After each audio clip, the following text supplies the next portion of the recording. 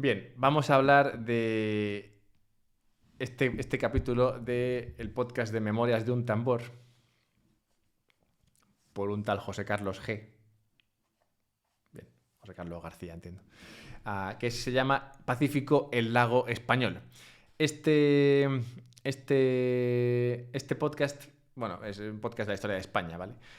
A diferencia de lo que es el podcast, mejor podcast que he escuchado nunca, que es el de Tim Duncan de la historia de Roma, el podcast de Memorias de un Tambor no sigue la cronología de la historia de España, sino que va saltando, ¿no? de momentos en momentos. Y en este podcast concretamente lo que trata es lo que se denominó el tornaviaje, que fue la idea de...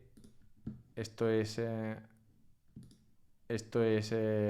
México. A ver, ¿dónde estoy pintando? Esto es México. Esto es Asia. Esto es Mex. Bien, pues lo que pasaba en los años estos 1500 y demás es que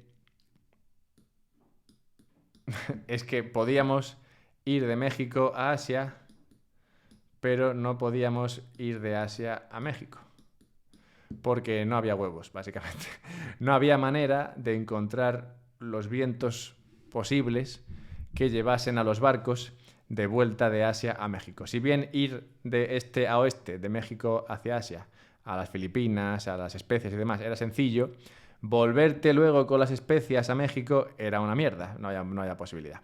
Y lo que te obligaba a eso era a tener que volver a España pasando por África, lo cual te implicaba tener que pasar por todas las colonias portuguesas, por lo tanto, por el camino te ibas a quedar sin el cargamento. Así que lo que durante muchos años buscó España fue conseguir lo que se denominó el tornaviaje, que es una vez que estás en México y te vas a las Filipinas a por especias, cómo hacerlo para volver de las Filipinas a México. Y así evitarte el tener que pasar por donde los portugueses y atravesar el resto del planeta, básicamente. Sería la manera de poder conseguir conectar a España con Asia a través de América, que es España en ese momento. Entonces, digamos, la manera de eliminar intermediarios, ¿no? Al final, como sabéis todos, el mundo es una búsqueda continua de quitarse intermediarios. y, y como Bitcoin hace con los bancos, pues España quería hacer con el tornaviaje. Así que se empeñaron en tratar de encontrar la manera de hacer el tornaviaje este. Y el que consiguió el tornaviaje oficialmente, aunque bueno, hay otras historias y demás, digamos que el que hizo el tornaviaje posible, mejor dicho, fue un tal Fray Urdaneta. Y este tipo,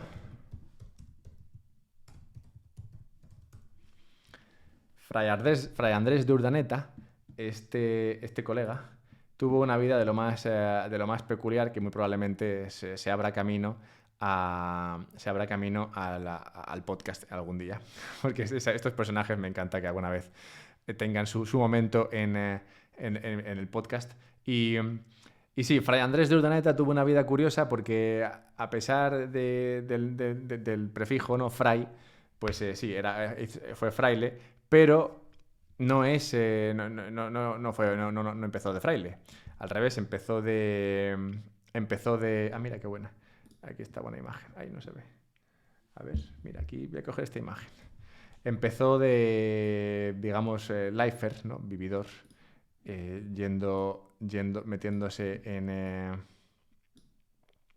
metiéndose en la guerra y viajando a México, participó creo en la expedición de Magallanes, que fue la que dio la vuelta al mundo, ahí de pipiolo, digamos, de becario.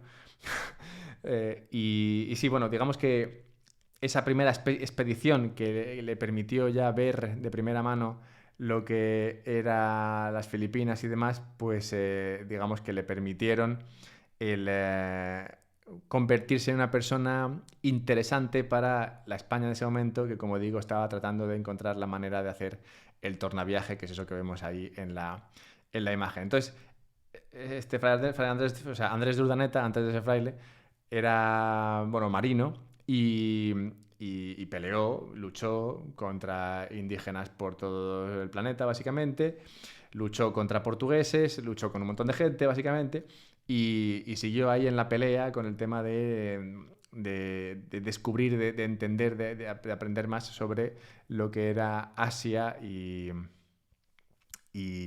bueno, y sobre todo sobre la navegación.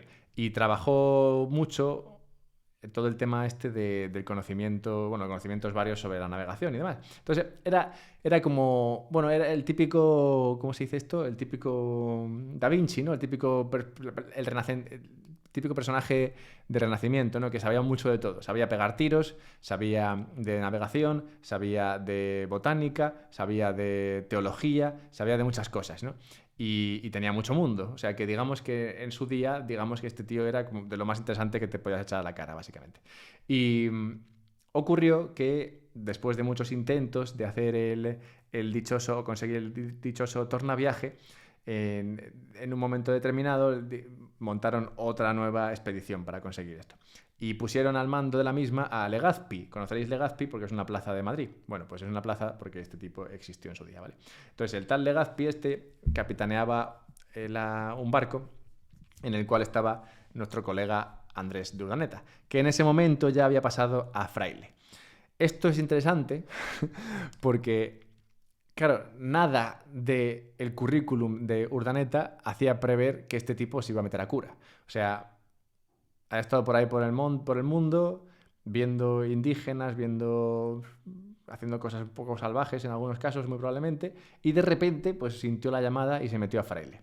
Curioso, pero también digamos que esto lo hizo más interesante todavía para las expediciones, porque en una expedición tienes que tener un capitán, ¿sí? Tienes que tener otra serie de personas, ¿sí? Y también tienes que tener un cura. Y era bueno que alguien tan capaz como Urdaneta no pelease o no compitiese con el capitán. En cualquier otra situación, alguien como Urdaneta habría competido en conocimientos y probablemente en carisma y demás con el capitán, lo cual habría provocado problemas, porque los motines eran algo que ocurría casi todos los días. Entonces, molaba tener a un tío tan guay de fraile, porque como era fraile no podía ser capitán. Entonces, como no podía ser capitán, pues no se podía pelear con el capitán y no tenía, digamos, ese carisma, digamos, que podía crear disensión en las filas. En plan, no, yo prefiero lo que dice Urdaneta y otro diciendo, yo prefiero lo que dice Legazpi. No, esto era básicamente lo que dijera Legazpi porque el otro era cura. Pero era un cura listo, con mucho mundo y mucho conocimiento, y que de hecho fue el que consiguió encontrar, como podéis imaginar ya, la manera de hacer el conocido tornaviaje. Para meterle a este viaje, curiosamente, le tuvieron que engañar, porque el tal Urdaneta, después de haber pasado muchos malos ratos con los portugueses, no quería volver a verlos ni en pintura. Entonces, Felipe II, el emperador español, le dijo a quien sea que estuviese al mando de esto, le dijo, oye, mete a Urdaneta, llévatelo, porque sin Urdaneta esto no lo hacemos. No conseguimos el tornaviaje ni de coña. Y entonces el Legazpi le dijo, pero es que el tornaviaje va a tener que pasar por las Filipinas, que son portuguesas. Y Urdaneta no quiere que pasemos por ahí porque no quiere ver a los portugueses ni en pintura. Y entonces, bueno, básicamente lo que hicieron fue llegar a la conclusión de que lo mejor era engañarle y decirle, no, tranquilo, Urdaneta, lo de los portugueses no lo vamos a tocar. O sea, esas islas, olvídate, por ahí no pasamos. Así que tú, tranquilo, métete al barco, que no pasa nada. Y en el momento en el que se subió al barco y ya estaban suficientemente lejos de México, leyeron las órdenes secretas de la misión que decían que efectivamente tenías que ir a la isla de los portugueses. Lo cual no le hizo ni jodía gracia, como podéis imaginar, a Urdaneta, pero bueno, eventualmente no pasó nada y llegaron a las islas esas, estuvieron con los portugueses o cerca o lejos, no sé, pero no hubo ningún problema con ello y eventualmente se dieron la vuelta para conseguir probar el tornaviaje y después de darle muchas vueltas, muchos intentos y demás, pues consiguió Urdaneta encontrar el camino que aportase los vientos suficientes hacia el este que llevasen a los barcos de vuelta a México, y así consiguiendo ese tornaviaje, que como explica José Carlos en el podcast, dice que es una palabra muy bonita, tornaviaje. La verdad que sí, es una palabra bonita. Total, que muy, muy bonita la historia de nuestro amigo Fray Andrés, y como habéis comentado muy acertadamente en el chat, lo mejor sería terminar el directo de hoy con unos coros marinos. Atención, ¿eh?